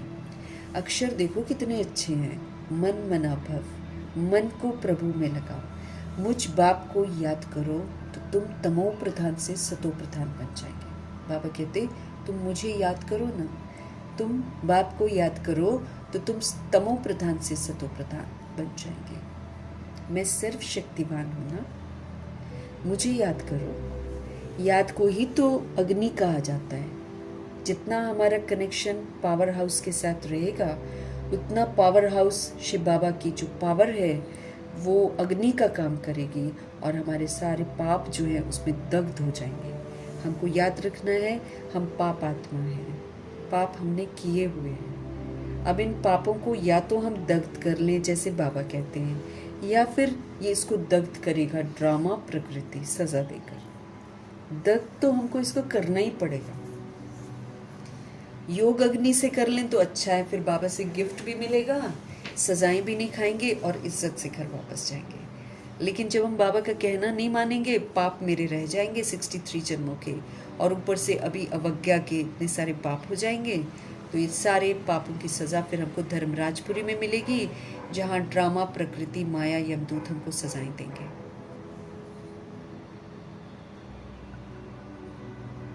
तो मन मना भव मंत्र जो है, मन को बाबा में लगाकर हम सभी आत्माएं अपने पाप कर्मों को दग्ध कर सकती हैं। यही एकमात्र विधि है। तो बाबा कहते मुझ बाप को तुम याद करो तो तुम तमो प्रधान से सतो प्रधान बन जाएंगे। मैं सर्वशक्तिवान हूँ ना, मुझे याद करो। याद को ही योग अग्नि कहते हैं। कनेक्ट होना है बाबा से, वो फिर कनेक्शन जो है बाबा के साथ, वो याद का वो अग्नि का कार्य करेगा, जिससे हमारे सारे पाप जो है वो दग्ध हो जाएंगे और फिर हम सभी रूहें क्या हो जाएंगी, पवित्र बन जाएंगी। अच्छा, मीठे मीठे सिकीलदे बच्चों प्रति माता पिता बाप दादा का याद प्यार और गुड मॉर्निंग। रूहानी बाप की रूहानी बच्चों को नमस्ते। हम रूहानी बच्चों की भी रूहानी बाप को दिल से, जान से, सिख से, प्रेम से, अदब से, पूरे रिस्पेक्ट से, पूरे रिगार्ड से, मोहब्बत भरी, प्यार भरी, स्नेह भरी नमस्ते और तहे दिल से मीठे परमात्मा जी का धन्यवाद। धारणा के लिए मुख्य सार। हम आत्माओं को रूहानी पढ़ाई के नशे में रहना है। हम रूहें सुप्रीम रूह से ऊंची ते ऊंची पढ़ाई पढ़ रहे हैं, इस नशे में हमको रहना है। बाप समान। अब बाबा तो ऊंची हस्ती है, जब उसमें उनमें अहंकार नहीं है तो हम तो क्या हैं, देह का अहंकार किस बात का हमको। ऊंची ते ऊंची हस्ती है भगवान जी, विशेषताओं के सागर हैं वो, ऑलमाइटी अथॉरिटी हैं, उनके ऊपर कोई भी नहीं है, फिर भी उनको अहंकार नहीं है। फिर हम देह का अहंकार क्यों करते हैं, इसका ध्यान रखना है। बाप समान हमको निरअहंकारी बनना है, सबूत देना है। एक हमको निराकारी बनना है, एक हमको निरअहंकारी बनना है और एक हमको निर्विकारी बनना है। उसके लिए मुझे मनसा को निराकारी बना देना है, जिसमें देह का भान खत्म हो जाए। मेरी मनसा में निराकारी भावना हो, देह का भान खत्म। तो जब हमारी मनसा निराकारी हो जाएगी तो हमारी वाचा में अहंकार आएगा ही नहीं। वाचा में अहंकार आता ही तब है जब मनसा में दैहिक भाव होता है, और फिर कर्म फिर हमारे कैसे हो जाएंगे, निर्विकारी हो जाएंगे। तो रूहानी पढ़ाई के नशे में हमको रहना है। हमको बाप समान निरअहंकारी बनना है। पोजीशन आदि जो भी दुनिया की है, बॉडी के नाम पर जो भी पोजीशन हमको मिलती है, उसका तो अहंकार बिल्कुल नहीं रखना है, क्योंकि वो पोजीशन बॉडी के साथ खत्म है। उसका क्या अहंकार रखेंगे। शुद्ध अभिमान होना चाहिए कि हम परमपिता परमात्मा की संतान, पवित्र आत्मा है। उस पवित्रता का जो है ना, शुद्ध अभिमान रहना चाहिए। तो हमें रूहानी पढ़ाई के नशे में रहना है। हमको बाप समान निरअहंकारी बनना है। पोजीशन आदि जो भी हमको मिलती है उसका अहंकार बिल्कुल नहीं करना है। अपनी झोली, बुद्धि रूपी झोली, उसको ज्ञान रत्नों से भरना है और संपूर्ण निर्विकारी बनकर देवता मर्तबा पाना है। हमको कभी भी मुरझाना नहीं है। अपनी बुद्धि रूपी झोली जो है उसको ज्ञान रत्नों से भरना है। संपूर्ण निर्विकारी बनकर हमको देवता मर्तबा पाना है। कभी भी हमको मुरझाना नहीं है। मुरझाना भी विकार है। क्यों मुरझाते? किसी की कोई बात हमको बुरी लग जाती तो मुरझा जाते, तो हम तो उसके गुलाम हो गए। हमको उसकी बात बुरी लग गई मतलब हम तो उसके हाथ में वो हो गए ना। हमारा जो भी है ना, हमारी खुशी का रिमोट कंट्रोल तो उसके पास है। उसके बोलने से, उसके कुछ अच्छा बोलने से हम खुश हो जाते हैं, उसके कुछ बुरा बोलने से हम बुरा फील करते हैं। तो ये तो फिर हम उसके गुलाम हो गए ना, बाबा कहते हैं।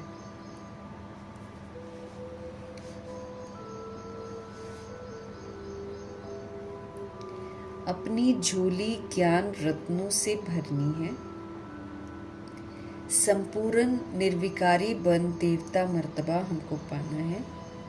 कभी भी हमको मुरझाना नहीं है। सदगुरु जी का आज का वरदान। स्थूल और सूक्ष्म दोनों रीति से स्वयं को बिजी रखने वाले मायाजीत विजयी भव।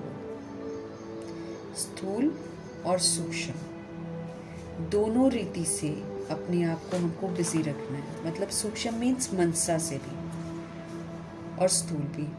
तो स्थूल और सूक्ष्म दोनों रीति से स्वयं को बिजी रखने वाले मायाजीत विजयी भव। माया को जीत लेंगे अगर हम स्थूल वे में भी अपने आप को बिजी रखेंगे और सूक्ष्म में भी बिजी रखेंगे, तो फिर माया से तो जीत ही जाएंगे ना। स्वयं को सेवाधारी समझ, हमें खुद को सेवाधारी समझना है। स्वयं को सेवाधारी समझ अपनी रुचि उमंग से सेवा में बिजी रहना। क्या समझना है हमको? अपने को सेवाधारी समझ अपनी रुचि, अपने इंटरेस्ट, अपने उमंग से हमेशा सेवा में बिजी रहो, तो माया को चांस नहीं मिलेगा। उमंग में भी रहो और इंटरेस्ट के साथ सेवा करो। तो स्वयं को सेवाधारी समझ अपनी रुचि उमंग से सेवा में बिजी रहो, तो माया को चांस नहीं मिलेगा। जब संकल्प से, जब बुद्धि से, चाहे स्थूल कर्मणा से हम फ्री रहते हैं ना, तब माया चांस ले लेती है। जब थॉट से, संकल्पों से और जब बुद्धि से, चाहे कर्मणा से हम फ्री होकर बैठ जाते हैं ना, तब माया चांस लेती है। बाबा कहते तुम अपने आप को बिजी रखो। लेकिन अगर स्थूल और सूक्ष्म दोनों ही रीति से हम खुशी खुशी से सेवा में बिजी रहेंगे, तो खुशी के कारण माया सामना करने का साहस नहीं रख सकती है। लेकिन स्थूल और सूक्ष्म दोनों ही रीति से खुशी खुशी से अगर हम सेवा में बिजी रहें, तो खुशी के कारण माया सामना करने का साहस नहीं रख सकते हैं। इसलिए स्वयं ही टीचर बन बुद्धि को बिजी रखने का डेली प्रोग्राम बनाओ, तो मायाजीत विजयी बन जाएंगे। स्थूल और सूक्ष्म अपने आप को फ्री नहीं रखना, क्योंकि फ्री रखने से दिमाग में व्यर्थ शुरू हो जाएगा, बुद्धि में है ना संकल्प व्यर्थ, साधारण, दूसरों को देखना शुरू कर देंगे, गड़बड़ हो जाती है। इसलिए बाबा हमको समझ दे रहे हैं कि ये समय है, हमको सारी पहचान अच्छे से मिल रही है, तो हम स्थूल रूप में भी व्यस्त रहें, हम सूक्ष्म रूप से भी व्यस्त रहें। तो स्थूल और सूक्ष्म दोनों रीति से अपने को बिजी रखने वाले, माया को जीतने वाले मायाजीत विजयी भव। स्वयं को हमें सेवाधारी समझना है। अपने इंटरेस्ट के साथ और पूरे उमंग के साथ हमें खुद को सेवा में बिजी रखना है, तो माया चांस लेगी नहीं ना, उसको मिलेगा नहीं माया को चांस।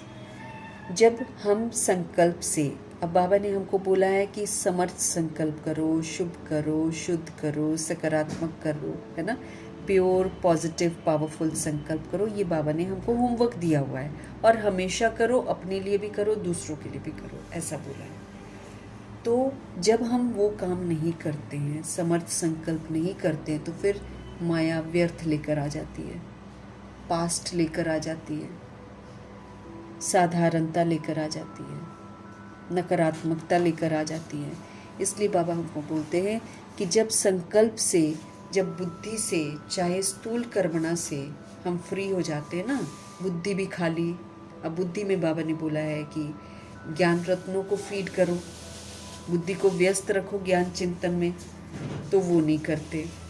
तो स्थूल और सूक्ष्म दोनों ही रीति से बाबा कहते जब आप बुद्धि से फ्री हो जाते हो, जब आप संकल्प से फ्री हो जाते हो, जब आप स्थूल कर्मणा से फ्री वेले बैठे होते हो, तब माया चांस लेती है।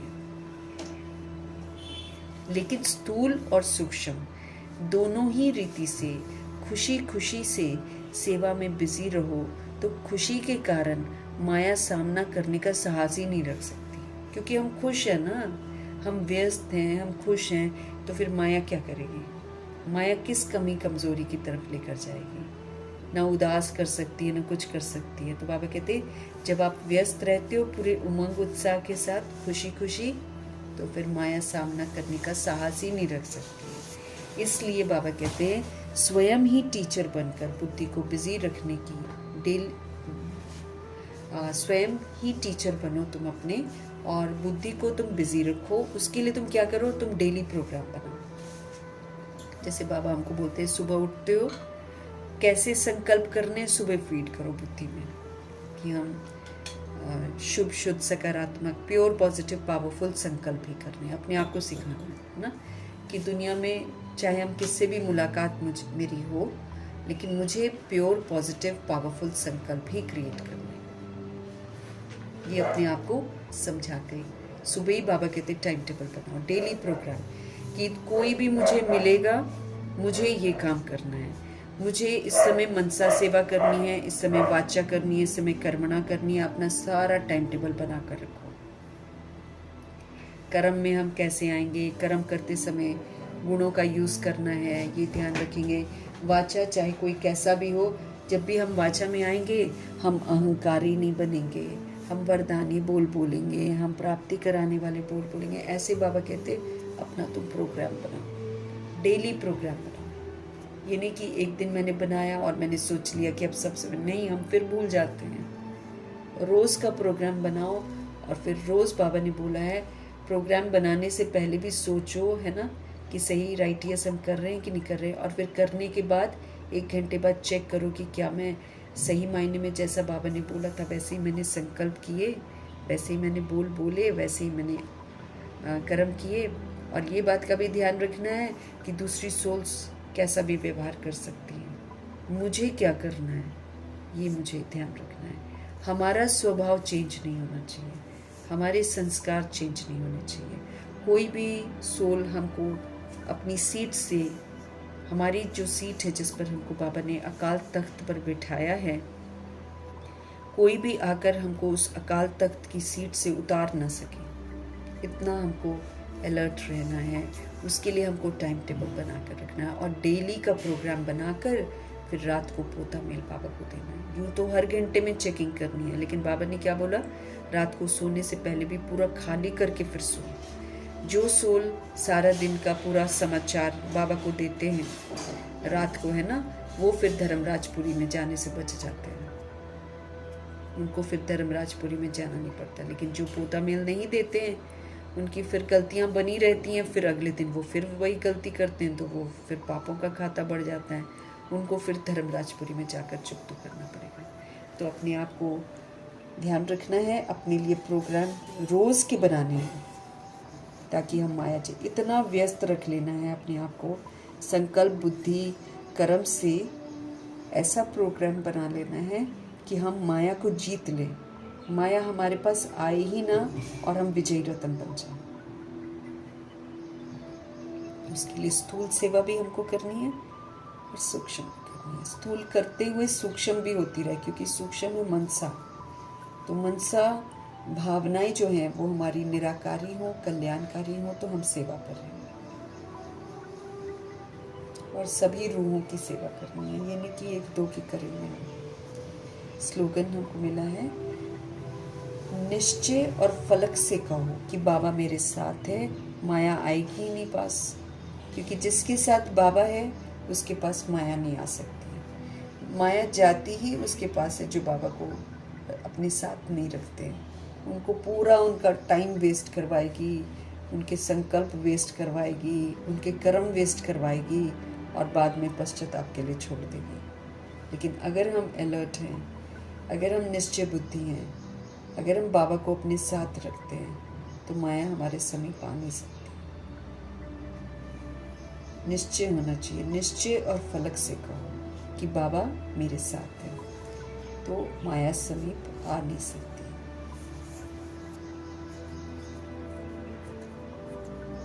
उनको अव्यक्त इशारे मिल रहे हैं, किस लिए मिल रहे हैं?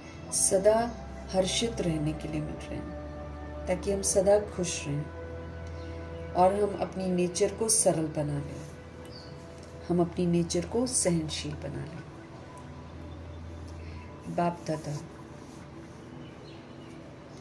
सभी बच्चों के चलन और चेहरे में, बोल व कर्म में सरलता और मधुरता देखना चाहते हैं। अगर आवेशता या थकावट के कारण थोड़ा भी बोल हमारे मधुर नहीं है, चेहरा मधुर नहीं है, सीरियस है, तो गुण संपन्न नहीं कहेंगे। बाबा कहते हैं हमको तो सर्व गुणों से संपन्न बनना है ना, हमको सर्व गुणों से संपन्न बनना है। बाप समान हमको बनना है। तो बाबा समझ दे रहे हैं ना, मधुरता भी तो हम दैवी गुण है ना। तो जैसे बाप समान बनने में बाबा बोलते हैं ना, विश्व कल्याणकारी बनो, रहम दिल बनो, क्षमाशील बनो, शुभ भावना शुभकामनाधारी बनो, परोपकारी बनो, सबके प्रति कल्याण की भावना रखो, सबको ऊपर उठाने वाला स्वभाव रखो, मधुरता का स्वभाव रखो, निर्माणता का स्वभाव रखो। किसी से कुछ नहीं चाहिए हमको करना है, हमको किसी से कुछ नहीं चाहिए।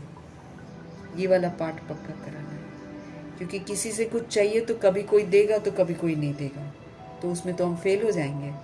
अब अंतिम समय में उसका व्यवहार बिल्कुल ही गंदा हो हमारे साथ, तो सारा ध्यान उधर ही चला जाएगा। इसलिए किसी से कोई एक्सपेक्टेशंस ही नहीं रखना। किसी से चाहिए ही नहीं कि वो मेरे साथ अच्छे से बात कर ले, वो ऐसा कर ले, वो वैसा कर ले। ये चीज़ें हमको बैड बना देती हैं चाहना है, क्योंकि कोई हमारे अनुसार करेगा ही नहीं।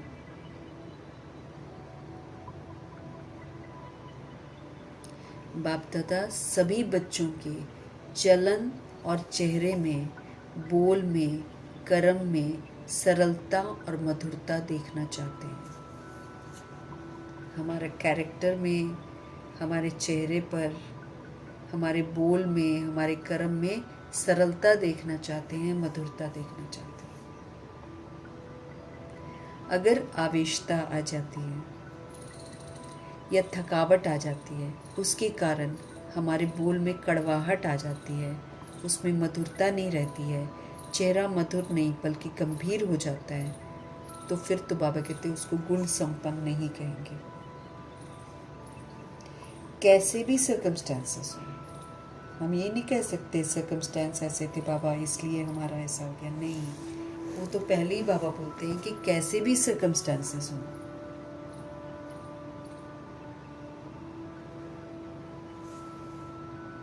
लेकिन मेरा जो गुण है वो मेरा गुण इमर्ज होना चाहिए। अब मेरा गुण क्या है? सतोगुणी हूँ।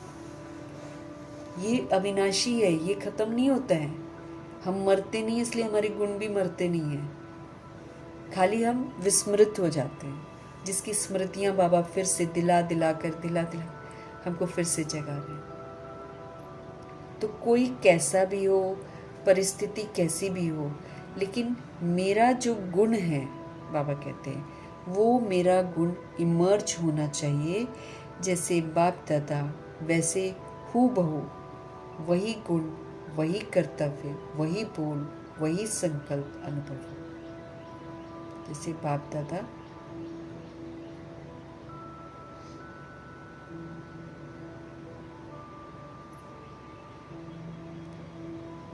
बाबा कहते जैसे बाप दादा वैसे हूबहू वही गुण, वही कर्तव्य, वही बोल, वही संकल्प अनुभव। सभी के मुख से निकले ये तो वही लगते हैं, ये तो वही लगते हैं, ये तो बाबा जैसे ही है। ऐसे करना।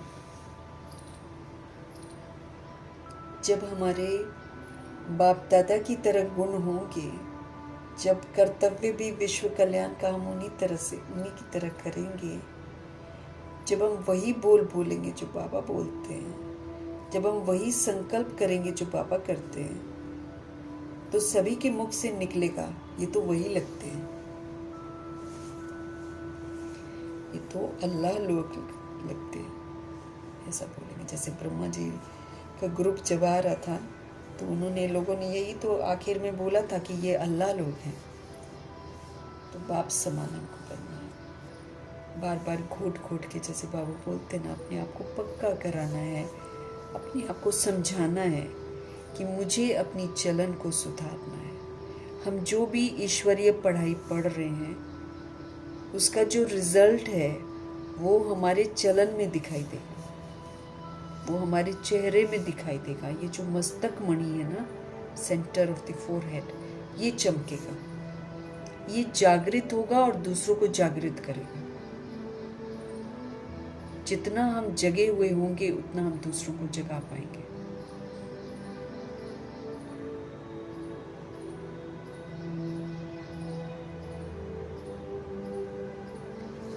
तो सारा रिजल्ट हमारी चलन, चेहरे, बोल और कर्म में दिखाई देगा। तो उसमें बाबा चाहते हैं कि सरलता आ जाए, नहीं तो हम इफेक्ट में आ जाते हैं ना। इफेक्ट में आते तो फिर हमारे में डिफेक्ट आ जाता है, फिर हम सरल नहीं रह पाते। हमको इफेक्ट प्रूफ बनना है, हमको कॉर्पोरियल बॉडी में रहते हुए एंजेलिक बनना है। एंजेलिक क्या करता है? सरल होता है एंजेलिक। वो ये नहीं देखता कौन क्या कर रहा है, वो ये देखता है कि मुझे भगवान का दिया हुआ इस रूह को देना है, बस। तो सरलता और मधुरता, कड़वाहट नहीं आनी चाहिए।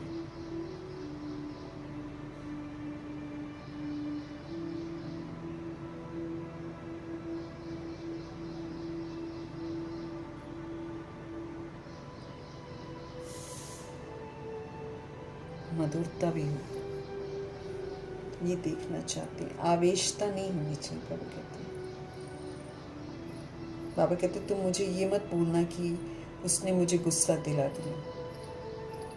अगर हमारे बोल में मधुरता की जगह आवेशता आ जाती है, थोड़ा सा रोब के साथ ऊंची आवाज़ में बात करते हैं ना, गुस्सा सा अंदर आता है, तो बाबा बोलते अगर आवेशता तुम में आ गई और थकावट आ गई और उसके कारण तुमने थोड़ा सा बोल में कड़वाहट तुम ले आए, तुम्हारे बोल चेंज हो गए, मधुर नहीं रहे, चेहरा तुम्हारा मधुर नहीं रहा,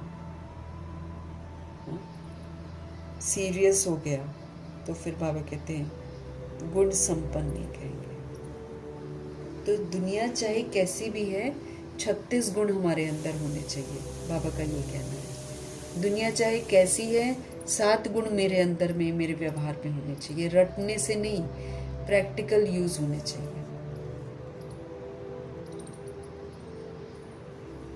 कैसे भी सर्कमस्टेंसेस हो, लेकिन मेरा स्वभाव, मेरे गुण इमर्ज रहने चाहिए। जो आत्मा के गुण हैं वो इमर्ज रहने चाहिए, चाहे कैसी भी प्रॉब्लम्स क्यों ना आ जाए। तो वो मेरा गुण जो है वो इमर्ज होना चाहिए। जैसे बाप दादा वैसे हो बहू वही गुण मेरे में होने चाहिए। जैसे बाप दादा के कर्तव्य हैं वही कर्तव्य हमारे होने चाहिए। जैसे वो इतने प्यारे से बोल बोलते हैं वैसे हमको भी बोलने चाहिए। और जैसे संकल्प वो प्योर पॉजिटिव और पावरफुल संकल्प ही करने को कहते हैं। तो वही बोल वही संकल्प अनुभव हो दूसरों को, है ना। हमारे संकल्प भी दूसरों को अनुभव हो, तब कहेंगे कि हाँ, उनके मुख से निकलेगा कि ये तो वही है, ये तो वही अल्लाह लोग हैं।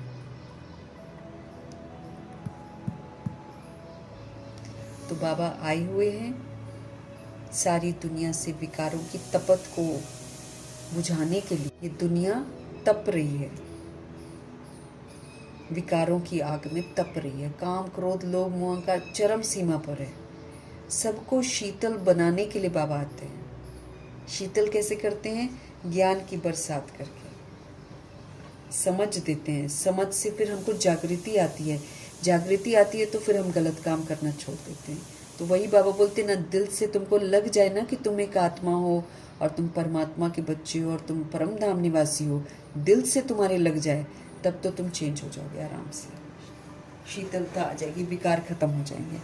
लेकिन दिल से ही नहीं लगता है कि हम ऑलमाइटी अथॉरिटी के बच्चे हैं। फिर बार बार देह की दुनिया, देह के रिश्तों में ही रहते, देहधारी का बच्चा ही अपने आप को समझते रहते हैं।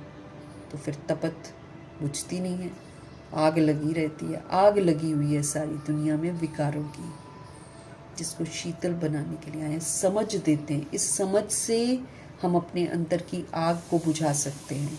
ज्ञान हमको समझ देता है, इस समझ से हम अपने अंदर की तपत को बुझाते हैं, यकीन दिलाते हैं कि हम बॉडी नहीं है, हम आत्मा है। काम विकार की तपत तो सारी दुनिया को जला रही है, बाबा कहते हैं आजकल, क्योंकि ओपन है ना, वीडियोस सब कुछ ओपन है, सब देखते हैं। देह अभिमान को ही तो फिल्म इंडस्ट्री बढ़ाती है, देह को ही तो सब कुछ इंसान समझता है आजकल। बाबा कहते झूठ बोलते जा रहे हैं कि मैं बॉडी हूँ। तो काम विकार की तपत सारी दुनिया को जला रही है, सब काम अग्नि में जलकर काले हो गए हैं। काम अग्नि कामनाओं से शुरू होती है। कामनाएं जब आती हैं, जैसे आंखें अच्छी, फेस अच्छा, बॉडी अच्छा, ये क्या है? कामनाएं हैं। इसको फिर अच्छा करने की दौड़ में सारी दुनिया लगी हुई है। ये वो शरीर जो खत्म हो जाएगा 1 सेकंड में, 1 सेकंड में जल जाते हैं शरीर। आप ज्ञान वर्षा से शीतल बना रहे हैं। तो जैसे बारिश पड़ती है, तपत धरती की शीतल हो जाती है, तो वैसे ही ये जो ज्ञान की वर्षा जो बाबा कर रहे हैं, इससे हम 21 जन्मों के लिए शीतल हो जाएंगे। 1 जन्म अभी की शीतलता, सतयुग त्रेता युग पूरा शीतल रहेंगे, कोई विकार नहीं होगा, किसी भी तरह की तप वहाँ पर नहीं रहेगी। तत्व भी सारे सतो प्रधान बन जाएंगे, कोई भी नहीं तपते। अभी तो हम तपे हुए हैं ना, तो धरती भी बेचारी तपती है, पूरी प्रकृति तप रही है हम लोग की वजह से। पवित्र बनकर इस तपत को बुझाने में हमको सहयोग देना है। तो याद रखना है कि बाबा क्यों आए हैं, याद रखना है कि हमें क्या करना है, और फिर अपना होमवर्क करना है हमको।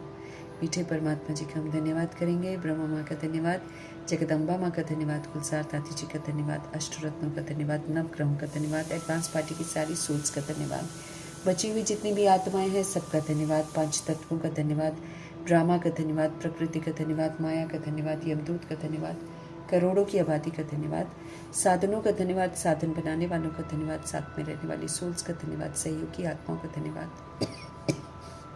अविनाशी खजानों का धन्यवाद, समय का धन्यवाद, पूरे यूनिवर्स का धन्यवाद, शरीर रूपी इंस्ट्रूमेंट का धन्यवाद, आप सभी सोल्स का धन्यवाद, सृष्टि की मेहमान नवाजी का तहे दिल से धन्यवाद करेंगे।